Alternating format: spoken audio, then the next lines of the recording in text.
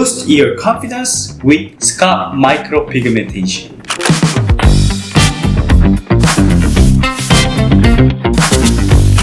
Hi everyone, today let's talk about how scalp micropigmentation can positively impact your mental health and confidence.